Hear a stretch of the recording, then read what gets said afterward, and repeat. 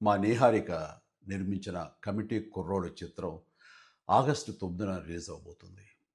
ఆ సినిమాని మీ అందరికంటే నేను ముందే చూడటం జరిగింది.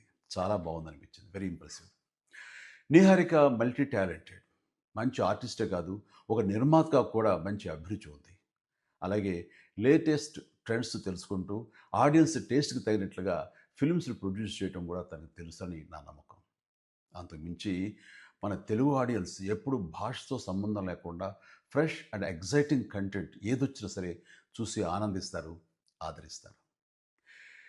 ఈ సినిమా గోదావరి జిల్లాలోని ఒక పల్లెటూరులో 11 మంది స్నేహితుల మధ్య జరిగే కథ. డైరెక్టర్ యదువంశీకి ఇది మొదటి సినిమా. ఈ సినిమాకి స్టోరీ, స్క్రీన్ ప్లే, దర్శకత్వం అన్నీ తానే చేశాడు.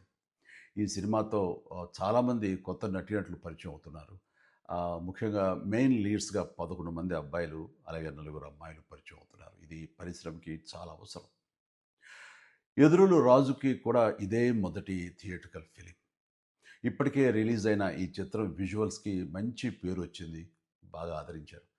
అనుదీప్ దేవ్ మ్యూజిక్ డైరెక్టర్‌గా అద్భుత విజయం సాధించిన 'హనుమాన్' చిత్రంలో 2 పాటలు చేశాడని తెలిసింది.